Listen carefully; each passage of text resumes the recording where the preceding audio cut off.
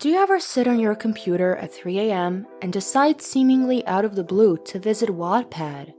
Your eyes leisurely browse thousands of works posted on the website until you find something truly fascinating.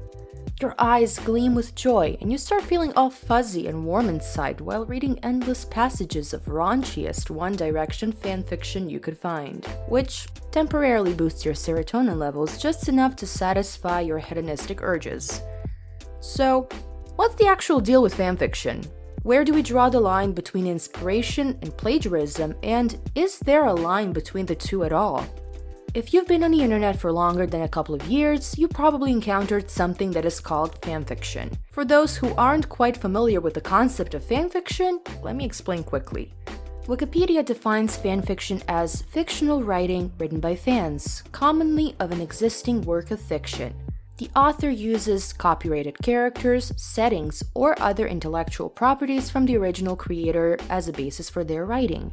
Fanfiction ranges from a couple of sentences to an entire novel, and fans can both keep the creator's characters and settings and/or add their own. Fanfiction is ingrained into the overall internet culture and has been circulating the dark parts of the World Wide Web since, well, basically its inception. But when did this all start? And when did people start writing fanfiction? It's impossible to say when the first fanfic was ever written due to different interpretations of what would be considered fanfiction and very loose, if even non-existent, copyright laws prior to 18th century. But if we take the term fanfiction in its broadest meaning, basically any literary work that is derivative from another already published work of fiction, we could argue that William Shakespeare was one of the first true fanfiction authors. Shakespeare was an English playwright, poet, and actor who lived in the time period that we know as English Renaissance, late 15th to early 17th century. Shakespeare is best known for his tragic plays, Hamlet, Romeo and Juliet, Othello, King Lear, and Macbeth, and is considered to be the greatest writer in English language and the world's greatest dramatist. But do you know that there were speculations among scholars since the 19th century that Shakespeare wasn't actually the original author of his greatest tragedies? At this point of the video, you might ask yourself, how in the hell does Shakespeare have anything to do with modern fanfiction? And let me tell you something, Shakespeare has everything to do with fanfiction. Let me explain. William Shakespeare wasn't much different than the other writers of his time. In the late 16th and early 17th century, copyright laws were not a thing.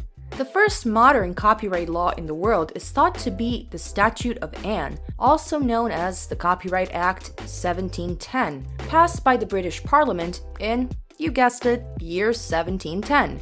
Statute of Anne was the first statute to provide for copyright regulated by the government and courts, rather than by private parties. Shakespeare, just like many writers of his time, wrote plays that were borrowed from other people's stories. He was inspired by other already published works of art, so he took the main motifs, surroundings, and characters and expanded the stories in his own way. His most famous play, Romeo and Juliet, was based on a poem written by Arthur Brooke called The Tragical History of Romeus and Juliet, written in 1562, almost 34 years before Shakespeare published Romeo and Juliet. So, was Shakespeare a plagiator, and are all fanfiction writers plagiarizing other people's work? The answer is kind of complicated.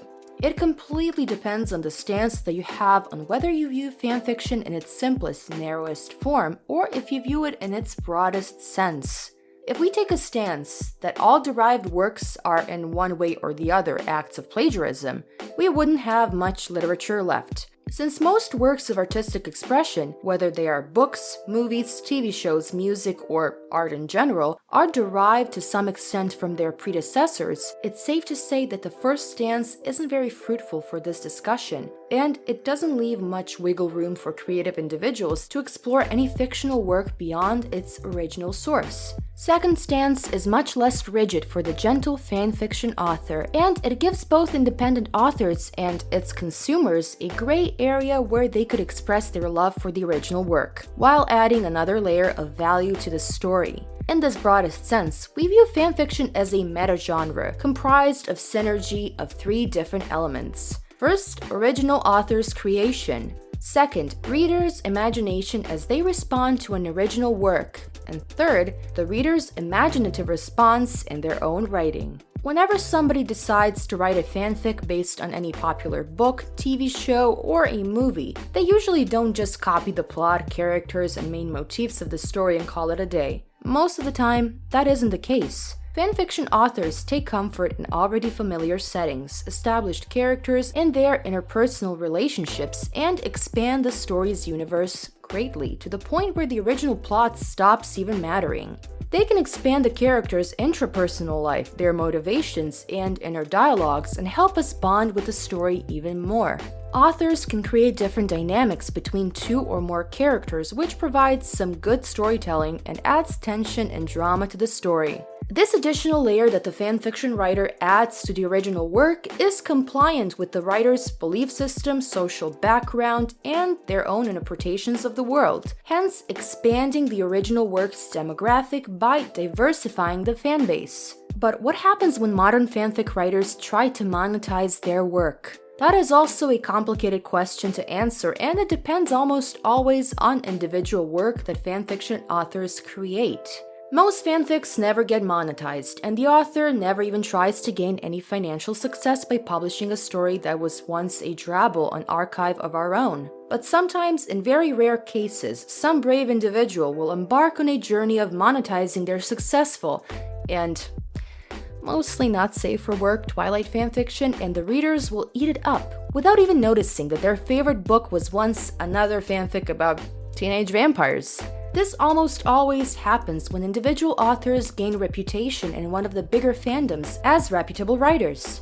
Authors mostly publish their fanfics on Wattpad, fanfiction.net, or, in my opinion, on the best website dedicated to fanfiction, which is Archive of Our Own. After gaining success on one of the before-mentioned platforms, accumulating hundreds of thousands, if not million reads, the authors either get brave enough to self-publish the books, or they get approached by indie or major publishing companies. We all know the story about E.L. James's 50 Shades of Grey, which started off as a very naughty Twilight fanfic called Master of the Universe and was published in 2009 on fanfiction.net. Another more recent book, and now even a Netflix movie that was adapted from a fanfiction, is Anna Todd's After. Originally equally raunchy One Direction fanfic, mostly Harry/the reader, with some mentions of other One Direction members, published on Wattpad in 2013. While most publishers aren't too thrilled by the ever-growing increase of fanfiction authors entering the world of serious publication, some more ambitious and more open-minded encourage the practice, understanding the basic principles of capitalism. Basically, if there's an already established demand for a product, in this case a book, the easier it will be to encourage the audiences to buy the book and hence getting more money from the sales. But the question is this degrading the state of literature and reducing modern literature to cliché, smutty stories about mysterious, Byronic figures and their innocent and wide-eyed counterparts and gratuitous porn without plot? Not necessarily. While most fanfiction can be considered bad, due to a large number of people writing it who are not by any means professional writers and are probably doing it for fun, some fanfics are exquisitely written, with fulfilling dialogues, strong plot points, and fully realized characters. I think they're just less noticeable and recognizable in the sea of cringy and bizarre ones that we come across most often. But that is in itself a topic for another future video that we will cover. All in all, the world of fanfiction is wonderfully broad, and everybody can find something for their own taste. Fanfiction is a great way for young authors to practice creative writing and get a taste of what it feels like to share your ideas with the online community. It is much more interactive than publishing a book through a publishing company, and fanfiction readers are actually the ones who decide whether your story will end up as a renowned literary masterpiece in a specific fandom, or it will become the butt of the joke of the entire internet, such as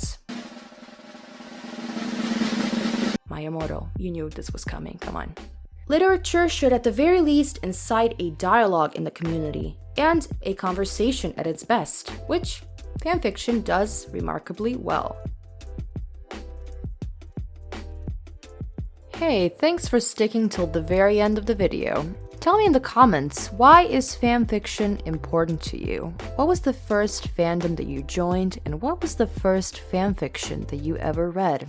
If you liked the video, please give it a like, share it with your friends, and subscribe to the channel for more similar content. If you want to get notified every time I post a new video, which I hope is going to be fairly regularly, please hit that bell notification icon. It would mean a lot. I hope you all have a great rest of the day, and until next time, bye-bye.